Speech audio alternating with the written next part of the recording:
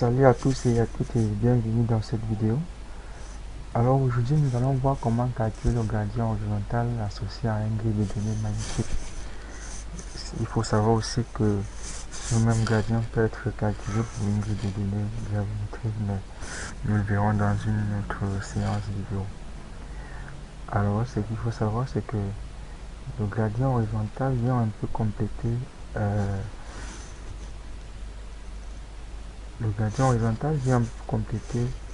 les dérivés suivant x, y et z que nous avons fait dans les précédentes vidéos. C'est-à-dire que c'est un gradient directionnel. Dans la dérivée suivant x, par exemple, on avait dit que ce genre de dérivée permet de mettre en évidence les corps qui ont une orientation nord-sud et les dérivés suivant z mettent en évidence les corps qui ont une orientation est-ouest. Le gradient horizontal est une fonction qui dépend de la dérivée suivant y et suivant x. Mais pas seulement.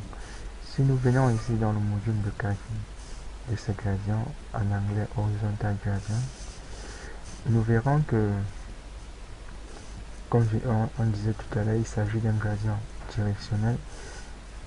Par conséquent, si on calcule en utilisant bien évidemment comme donnée de base la résiduelle RTE, si on calcule un gradient suivant 90 degrés,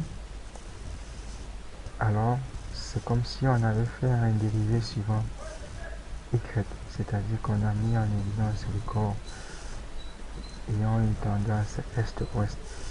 Par contre, si on calcule le gradient suivant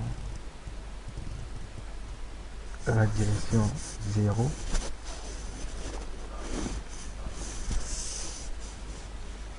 alors c'est comme si on essayait de mettre en évidence les corps qui ont une orientation nord-sud. Donc voilà la particularité de ce gradient. De plus, on peut calculer donc le gradient suivant une direction quelconque. C'est-à-dire que en fonction de la tendance directionnelle des structures dans vos localités, vous pouvez décider de calculer un gradient suivant la direction nord 60. Aussi, on peut décider de calculer, non pas suivant une direction, mais de calculer la moyenne des directions, c'est-à-dire la magnitude de ces gradients. Dans ce cas, il suffit de sélectionner ici en bas magnitude du gradient, en haut magnitude du gradient horizontal. Et on aura donc, on va appeler ça MGH, magnitude du gradient horizontal, et on aura notre cadre de magnitude. Alors d'habitude, c'est beaucoup plus ce modèle qui est utilisé lorsqu'on ne connaît pas vraiment l'orientation préférentielle de structure dans la localité. Ou même si on le connaît, on peut décider de le prendre parce qu'il prend en considération la moyenne de toutes les directions. Donc c'est un peu ça. Ce modèle est, du moins je veux dire, le gradient horizontal est très utilisé dans l'interprétation structurelle et dans la délimitation des limites de corps également, comme nous le verrons dans nos prochaines vidéos lors de l'apprentissage pour ce qui est des interprétations. Il faut noter qu'on le combine très souvent soit au prolongement, soit au signal analytique dans les différentes interprétations. Donc voilà comment calculer le gradient horizontal associé à un modèle gravimétrique ou magnétique. J'espère que la vidéo vous a plu et je vous dis à très bientôt dans une autre vidéo. C'est la fin de cette vidéo.